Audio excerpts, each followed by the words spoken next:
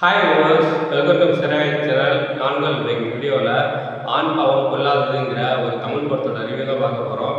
அதுக்கு முன்னாடி சில சப்ஸ்கிரைப் இல்லையா, கீழே உள்ள இடத்துல சப்ஸ்கிரைப் பண்ணிக்கோங்க, கூடவே பெல் பட்டி விட்டுருங்க. அப்போ தான் நான் போகிற வீடியோ வரணும், நோட்டிஃபிகேஷனாக வரும். அப்போ தான் இந்த வீடியோ மிஸ் பண்ணால் பார்க்கலாம். நீங்கள் ஆண் பாவம் கொள்ளாது படத்தை கலையரசன் சக்தி விலகியிருக்காரு. இந்த படம் இப்போ தேட்டரில் ரிலீஸ் ஆகிருக்கு, செக் பண்ணி பாருங்கள். இப்போ இந்த படத்தோட கதை என்னென்னு பார்ப்போம்.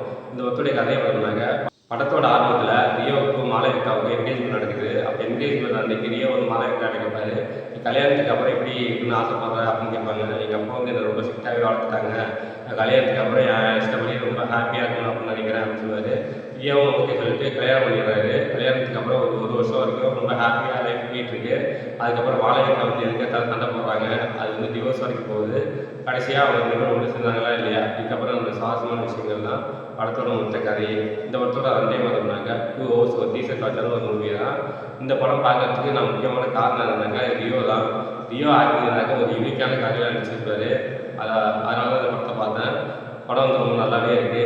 இந்த படத்தில் வந்து இப்போ கரண்ட் ஜென்ரேஷன் 2K கிட்ஸ்லாம் வந்து கல்யாணம் பண்ணிட்டு போயிட்டு அவங்க எப்படியெல்லாம் இருக்காங்க, அவங்க என்ன மாதிரிலாம் யோசிப்பாங்கங்கிறத இந்த படத்தில் ரொம்ப டீட்டெயிலாக காமெடியாக சொல்லியிருக்காங்க. இந்த படத்தில் ஒரு நல்ல மெசேஜ் தான் சொல்லியிருக்காங்க, இப்போ உள்ள ட்ரெண்டிங்க்கு ஏற்ற மாதிரி சொல்லியிருக்காங்க. இந்த படம் வந்து ரொம்ப ஒரு ஃபன்னாக போகும், ரொம்ப காமெடியாக சிரிச்சு என்ஜாய் பண்ணிட்டு ஒரு ஃபேமிலியோடு போயிட்டு நல்லா பார்த்து ஒரு நல்ல படம் பார்த்த ஃபீல் இருக்கும். இந்த படம் எல்லாருமே தேட்டரில் போய் பார்க்கணும் இந்த படத்தை. அதுக்கப்புறம் இந்த படத்தில் வந்து ஆர்ஜே கிரீஷ் அவர் வந்து ஒரு லாயராக இருப்பார், ரியோவுக்கு லாயராக இருப்பார். அவரோட ரோல் எனக்கு ரொம்ப பிடிச்சிருந்துச்சு. அதே மாளவிகாவுக்கு யார் லாயர் இருந்தாங்க, ஷீலா வந்து லாயராக இருப்பாங்க. ரியோவுக்கு அதுக்கப்புறம் தான் தெரிய வருது ஷீலாவும் ஆர்ஜே கிரீஷும் ஹஸ்பண்ட் ஒய்ஃப்னு. அவங்க ரெண்டு பேரும் டிவோர்ஸ் ஆகி பிரிஞ்சிருப்பாங்க.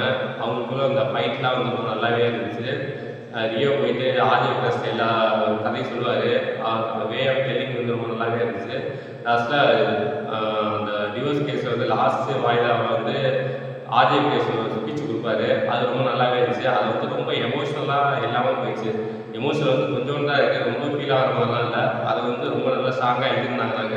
இந்த படம் வந்து செம்மையாக இருக்கும், ஒரு ஃபீல் குட்டாக இருந்திருக்கும். இப்போவும் பெருசாலாம் வந்து வர சொல்லல, படம் நல்லா தான் இருக்குது, ஃபேமிலியோட போய் என்ஜாய் பண்ணுற மாதிரி இருக்குது. ஷீலாவோட ஆக்டிங் ரொம்ப நல்லாவே இருந்துச்சு, மாளவிகாவோட ஆக்டிங் ரொம்ப நல்லாவே இருந்துச்சு, ரொம்ப நல்லாவே பண்ணியிருந்தாங்க. இந்த படத்தில் சாங்ஸ்லாம் பெரிய ஹிட் சாங்ஸ்லாம் இல்லை, படத்துக்கு தேவையான விஷயத்தை மட்டும் பண்ணியிருக்காங்க.